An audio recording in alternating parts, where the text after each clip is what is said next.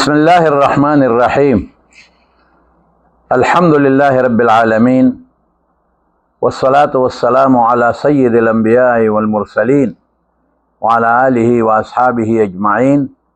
أما بعد، فقد قال رسول الله صلى الله عليه وسلم: نضر الله امرأ سمع مقالتي فحفظها ووعاها وأداها كما سمعها أو كما قال. زما عزتمند درونو، دا علوم جامعه حقانیه دا غي دا سوشل میډیا دا افیس نه ټولو ملګرو سره زه مخاطب یم. دا علوم جامعه حقانیه ټولې دنیا ته معلومه ده چې د دې کم حیثیت دی. قاری مولانا محمد طیب رحمت الله علیه چې کم د دارالعلوم دیوبند انډیا محتمم پاتې شوی دی، شیخ الحدیث پاتې شوی دی، اکابرینو د امت کې د هغې یو ډېر لوی نوم تیر دی. هغې چې دارالعلوم ته راغلي و، دارالعلوم حقانیې ته، نو هغه دا ویلي و چې آج میں دیوبند ثانی آیا ہوں. دارالعلوم دیوبند ته دیوبند ثانی څومره لوی علما چې نن هم دلته راځي، نو ټول هم دا خبره کوي او دا حقیقت هم دی چې دارالعلوم جامع حقانیه د علومو په باب کې، د دین د نشر و اشاعت په باب کې، د فضلاو په باب کې یو ډېر لوړ مقام لري. او نن د جامع حقانیه فضلا د محدثینو، د شیوخو، د مفسرینو د ژوند په هر مکتبه، په هر یو ځای کې، په هر غاړه کې، په هر ډګر کې لګیا دي او د دین خدمت کې. الحمدلله. دا یو څیز و چې هغه د زمانې سره سره نوې راغی چې هغې ته سوشل میډیا وایي، چې نن هغې ته ډېر لوی اهمیت دی. د هغې سوشل میډیا سیسټم دلته د مخکې نه روان و، خو باقاعدګۍ سره د هغې افتتاح، د هغې شروع نن کېږي. زما وروڼو، سوشل میډیا ښه م استعمالېږي او غلط هم استعمالېږي. که یو سړی وایي چې زه به سوشل میډیا نه استعمالوم، ښه م استعمالېږي او خراب هم. لیکن د دین د نشر اشاعت پخوا به اخبار و رساله به وه، اوس اخبار رسالې خلک کم ګوري او د سوشل میډیا په ذریعه باندې د دنیا حالات معلوموي، ګلوبلایزیشن چې دی ورته وایي. نو په کار ده دارالعلوم حقانیې له یو ډېره لویه اداره ده چې هغه هم په دې خپل سوشل میډیا په دې مخکې را روان پروګرام کې لږ جدیدیت وکړي، تجدیدیت وکړي او دا شی د نوې رڼا مطابق لږ مخ پرتګ وکړي. ګران قدر محترم رور جناب حضرت مولانا سلمان الحق صاحب حفظه الله، استاد حدیث جامع حقانیه کوړه خټک، هغې خواهش و چې یاره مونږ دې کې لږ تجدیدیت کوو او وبسې ابدی چې د جامعې فتوی به آنلاین طریقې سره خلکو ته رسیږي. د چا چې اعتماد دی په دارالعلوم، او په دارالعلوم د ډېرو خلکو اعتماد دی الحمدلله. او جامع حقانیه د پخوا نه تر اوسه پورې جید علما لري، جید محدثین لري، او د چوټي کې علما لري او مفتیان لري الحمدلله. نو یو به په دلته دا سیسټم روان شي چې څوک هم آنلاین د نیټ په ذریعه استفتاء جواب د مسلې غواړي، هغه ته به بالکل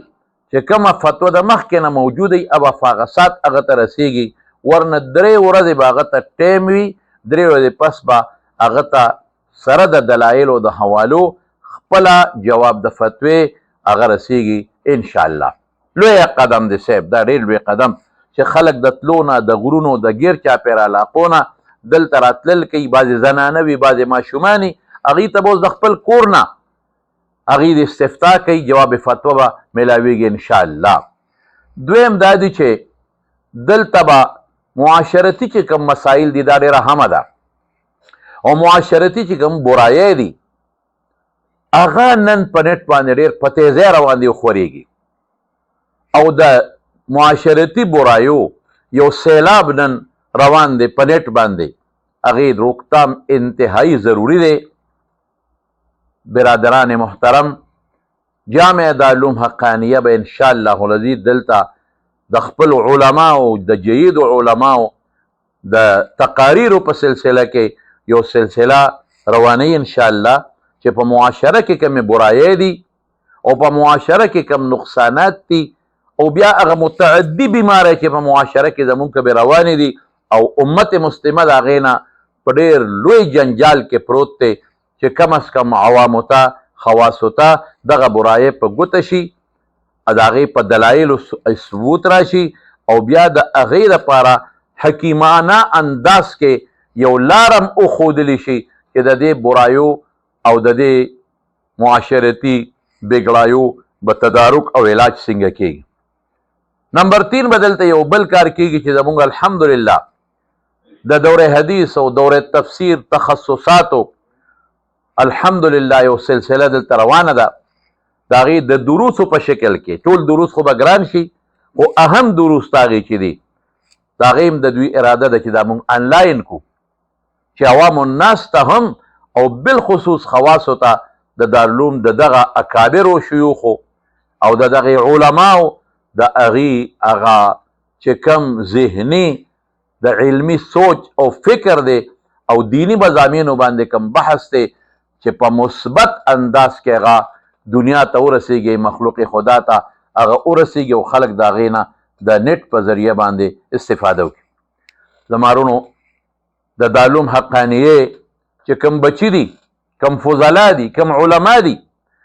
څلورم دا دی چې د هغې به د دې جامعې سره یو آنلاین نسبت هم قایم شي. د دارالعلوم مونږ بچي یو دارالعلوم نه مونږ فاضل یو فضلا یو د دارالعلوم نه به مونږ هر وخت خبرېږو په نیټ باندې چې جامعه کې نن څه کېږي جامعه کې نن څوک راغلل جامعه کې نن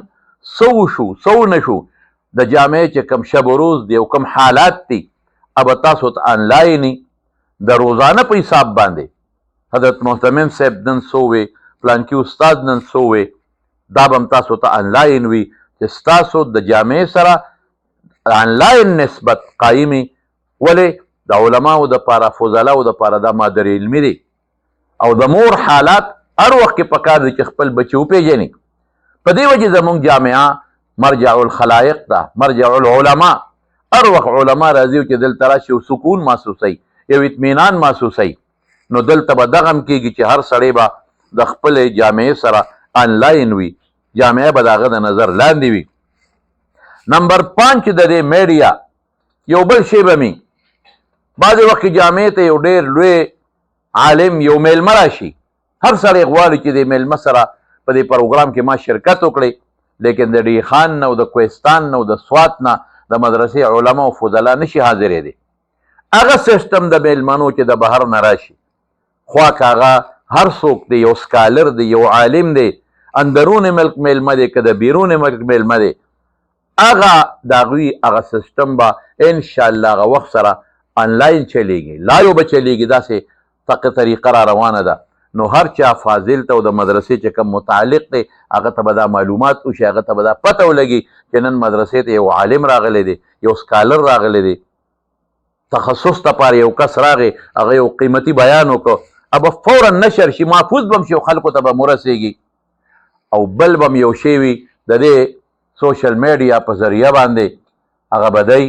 چې ډېر خلک جامعې سره امداد کوي دارالعلوم جامعه د خلکو په امداد چلیږي په اخلاص خلک تعاون کوي د جامعې حالاتو نه به هغه خلک هم خبر شي کم از کم هغې ته به پته ولګي چې ما جامعې سره تعاون کړی دی هغه په صحیح ځای ولګېد که په صحیح ځای ونه لګېد او بیا په صحیح ځای کې زما دا پیسه کم ځای کې استعمال شوه نو کوم خلک چې د اولې ورځې نه اوسه پورې جامعې سره په تعاون کې دي په مساعده کې دي په مدد کې دي اب خوشحاله شي هغې ته به پته ولګي چې زمونږ کوم امداد دی مدرسې سره نو هغه امداد زمونږ په ځای استعمال دی او مدرسې ته باقیم د دومره څیزونو ضرورت دی الله به چلی انشاءالله العزیز. هغې نه علاوه د دارالعلوم چې کم طلبای کرام دي یو سیسټم به پکې دام چالو کېږي انشاءالله که د دورې حدیث دی که د وړې دورې که د فنون که د حفظ ولې نه دي د هغې مختصره غوندې محاضره او د هغې مختصر غوندې یو بل سره مکالمه په عربۍ ژبه کې په انګریزۍ ژبه کې په اردو ژبه کې په پښتو ژبه کې دا به هم تاسو ته نشر کېږي چې تاسو ته پته ولګي چې زمونږ بچي مدرسې ته دي او جامعې ته دي دغلته د مدرسې نظام تعلیم څنګه دی دغلته کې بچي په کومه طریقه باندې زده کړه کوي او بچي یو بل سره څنګه ژوند تیروي، دا زمونږ لومړي مقاصد دي. انشاءالله العزیز زه د دې چې څومره ملګري په دې سوشل میډیا باندې هغې کوشش کوي، محنت کوي،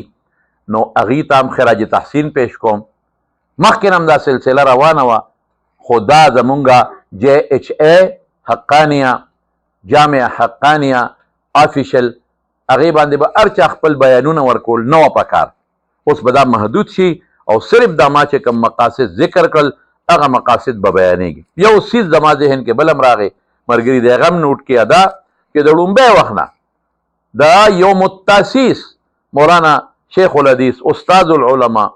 شیخی و سندی و استادی مولانا عبدالحق صاحب رحمت الله علیه د وخت نه واخله د قیام نه تر ننه پورې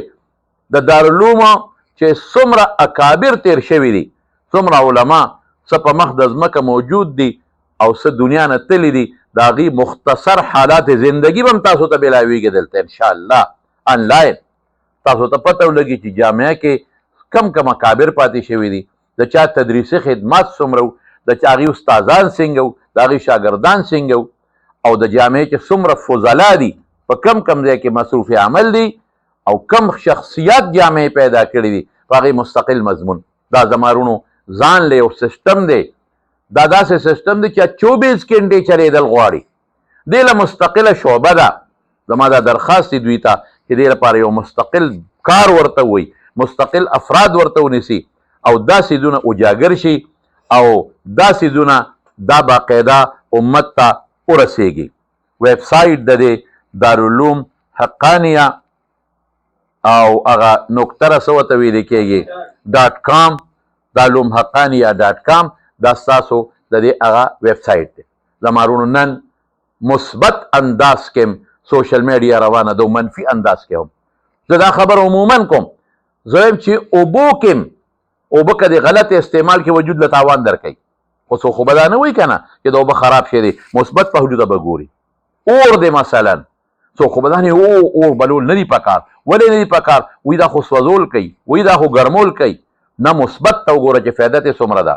دقه رنګې دا انور دی، او خو انور ته کېناستېدل او دا خو تبی کوي او دا خو دا کوي. مثبت پهلو ته ګوره. نو موږ به انشاءالله چې څومره مثبت پهلو د معاشرې دي اب امت ته اجاگر کرو انشاءاللہ العزیز. نو دا یہ چند باتیں میں نے آپ کے سامنے عرض کیے اور انشاءاللہ العزیز اس باتوں پر آج سے پہلے سے کام شروع ہے، لیکن آج سے اس پر کام شروع ہو جائے گا انشاءاللہ العزیز.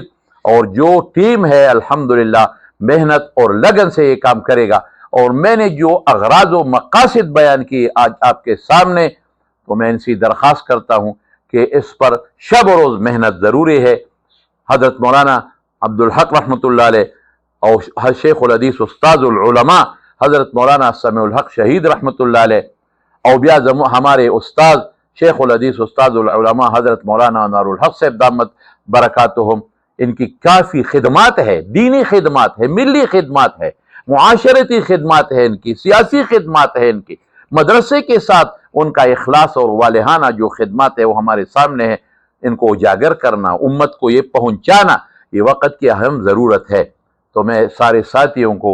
اس کاوش اور اس بہترین کاوش کے شروع پر خراج تحسین پیش کرتا ہوں، اور خصوصاً برادر محترم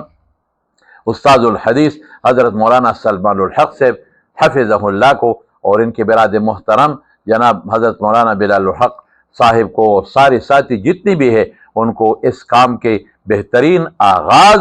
اور ان کو وقت دینے کا میں مشکور ہوں، خراج تحسین پیش کرتا ہوں. اللہ تعالیٰ سے دعا گو ہوں کہ اللہ اس کو کامیابی سے آخری مراحل تک پہنچا دے، اور دارالعلوم جامع حقانیہ کے ساتھ لوگوں کا جو والہانہ محبت ہے دارالعلوم کے فیض سے اللہ ان کو فیض یاب کرے. وآخر دعوانا ان الحمد للہ رب العالمین.